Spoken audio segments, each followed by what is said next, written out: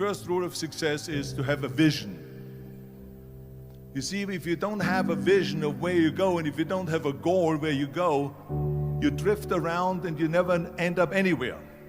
It's like you can have the best ship in the world, you can have the best airplane in the world. If the pilot or the captain doesn't know where to go, it would just drift around. It would not end up anywhere, or most likely in the wrong place. So I was very fortunate that I stumbled onto my vision. I mean, as you know, I was born in 1947 in Austria after the Second World War. And I didn't really like Austria when I grew up. I couldn't wait to get out of there. I couldn't see myself becoming a farmer or a worker in a factory or anything like that, even though my parents wanted me to stay there and have a normal life. My father wanted me to become a police officer like he was. My mother wanted me just to stay there and marry a girl with the name of Heidi, hopefully, and have a bunch of kids and run around like the Van Trapp family in The Sound of Music. But that was their vision, not mine. My vision was totally different. I felt that I was born for something special, for something unique, for something big. Do you know how great it felt that I knew where I was going? Imagine the majority of people don't know where they're going. When you have a goal, when you have a vision, everything becomes easy. Because remember that in America, for instance, when you study, you will see the percentage of people that like their jobs. 74% hate their job in America. Now, there is not much different when you come to Europe. The majority of people don't like what they're doing because they're really not doing it because they didn't have a goal and they followed this goal. They just aimlessly drift around, and then all of a sudden there's a job opening, so they get that job because you have to work. But then when you work, it's a chore. It's work. It's not fun. So if you think about, only a quarter of the people really enjoy what they're doing in life. That is unbelievable if you think about it. So I felt so blessed that I knew what I was doing. It's like a medical student that studies and knows he wants to become a doctor. You know where to go. So I knew where to go. So people always ask me, when they saw me in the gym in the pumping iron days, they say, why is it that you're working out so hard? 5 hours a day, 6 hours a day, and you have always a smile on your face. The others are working out just as hard as you do, and they look sour in the face. Why is that? And I told people all the time, I said, because to me, I'm shooting for a goal. In front of me is the Mr. Universe title. So every rep that I do gets me closer to accomplishing that goal, to make this goal, this vision turn into reality. Every single set that I do, every repetition, every weight that I lift will get me a step closer to turn this goal into reality. So I couldn't wait to do another 500-pound squat. I couldn't wait to do another 500-pound bench press. I couldn't wait to do another 2,000 reps of sit-ups. I couldn't wait for the next exercise, for the next half hour of posing and all the kind of things that you have to do to be a champion. And with the age of 20, I went to London and I won the Mr. Universe contest as the youngest Mr. Universe ever. And it was because I had a goal. So let me tell you something, visualizing a goal and going after it makes it fun. You got to have a purpose no matter what you do in life. You got to have a purpose. So that's rule number one, have a vision. Rule number two is, don't listen to the naysayers. Don't listen to the naysayers.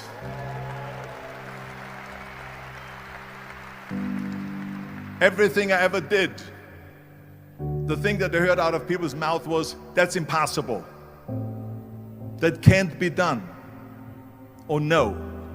So whenever someone said to me, it can't be done, I heard, it can be done. When they said no, I heard yes.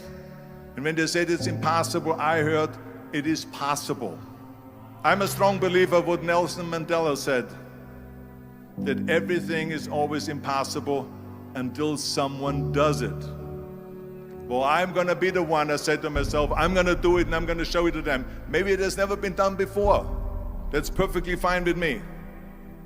But I'm going to do it. And I did not listen to the naysayers. The next thing, the third point that I'm going to make to you is, before we sit down with Jürgen and talk about the rest of the three, is work your ass off. There is no magic pill. There is no magic out there. You cannot get around. You have to work and work and work. And it drives me crazy when people say that they don't have enough time to go to the gym for 45 minutes a day and work out. Or to do something for 45 minutes to an hour a day to improve. If it is physically improve or if it is mentally to improve. Imagine you read 1 hour a day about history. How much you will learn after 365 hours in 1 year. Think about if you study about the history of musicians, of composers, how much you would know. Imagine if you would work on a business, on some business that you want to develop every day for an hour. Imagine how further along you will go and get. So it drives me nuts because when people say we don't have the time, we have 24 hours a day. We sleep 6 hours a day, so that gives you still 18 hours. Now there's someone shaking their head out here in front. They say probably, I don't sleep 6 hours, I sleep 8 hours, right? Or just sleep faster.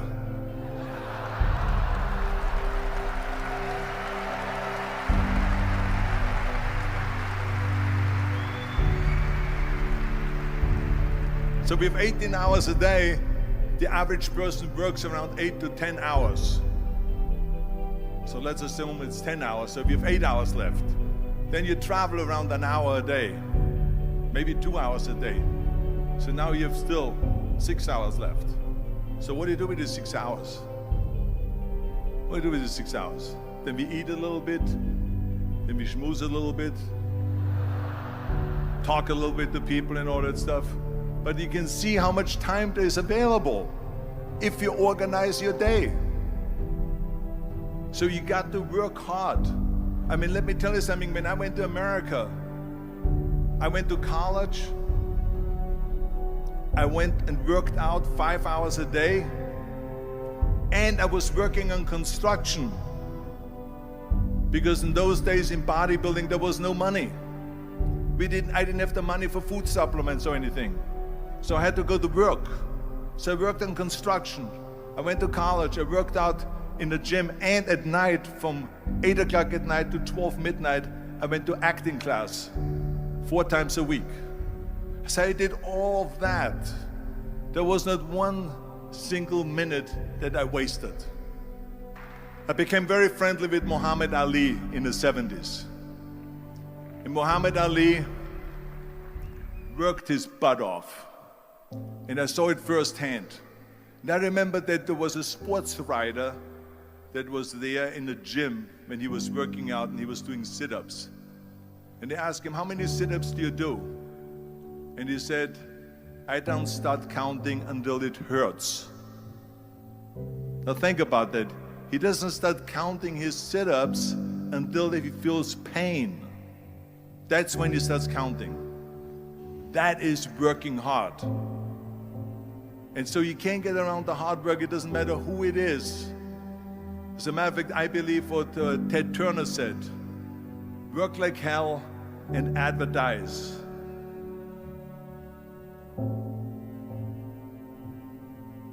You get it? Work like hell, go to bed, and early to rise, work like hell and advertise. So you work your ass off, and then you let the world know about your work. That's what it is all about.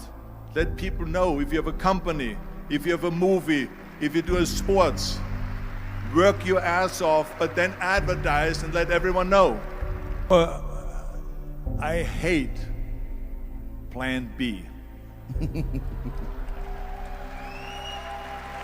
And I tell you why.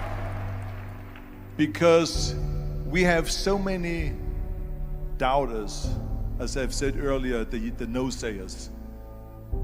We have so many of those people that say no and you can't do it, it's impossible. That is okay because we just turn off, as I said earlier, and we listen and we hear the no being a yes. You can't do it, you can do it, and all of that. So that is possible to do that amongst all the negative people around you. But when you start doubting yourself, that's very dangerous. Because now what you're basically saying is that if my plan doesn't work, I have a fallback plan, I have a plan B. And that means that you start thinking about plan B, and every thought that you put into plan B, you're taking away now that thought and that energy from plan A.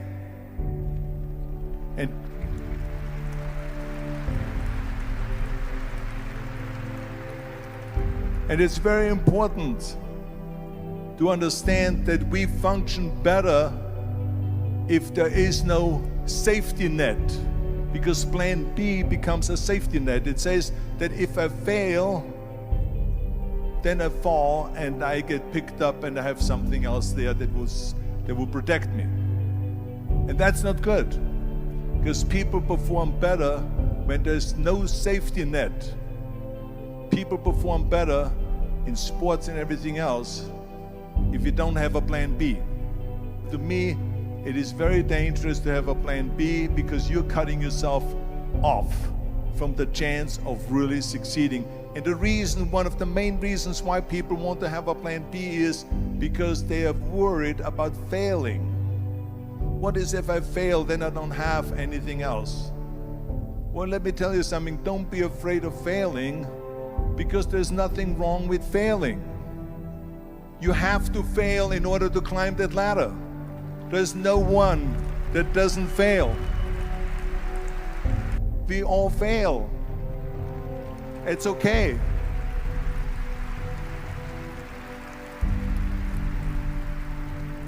What is not okay is that when you fail, you stay down. Whoever stays down is a loser.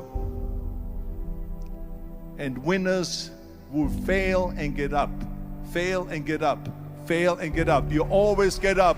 That is a winner. That is a winner. Hey, we all lose. We all have losses. This is okay. And this is why I say don't be worried about losing, because when you're afraid of losing, then you get frozen. You get stiff. You're not relaxed. You got to be, in order to perform well in anything, if it's in boxing or if it is on your job or with your thinking, is only happening when you relax. So relax. It's okay to fail. Let's just go all out and give it everything that you got. That's what it is all about. So don't be afraid to fail. This is one of my 6 rules to success. You can only feel complete as a person if you think about what can you do for your fellow member around you that maybe needs help. I felt like that. Everyone has a different motivation why you get into that. I was an immigrant going to America, and I saw how America was the most generous country in the world. I mean, they opened up their arms to me, they helped me, they invited me for Thanksgiving dinner. The people, they brought me, the bodybuilders in the gym brought me plates to my apartment because I had no plates, I had no silverware, I had no bedware, I had no pillows, I had no blanket, I had no TV, I had no radio, I had nothing. They brought it to my apartment. They helped me. And I saw that firsthand, this generosity in America. And I said to myself, as an immigrant that is being embraced with open arms, that I need to go and make sure that I give something back. That it is about we. Turn the me into we. And I guarantee you that you can change the world.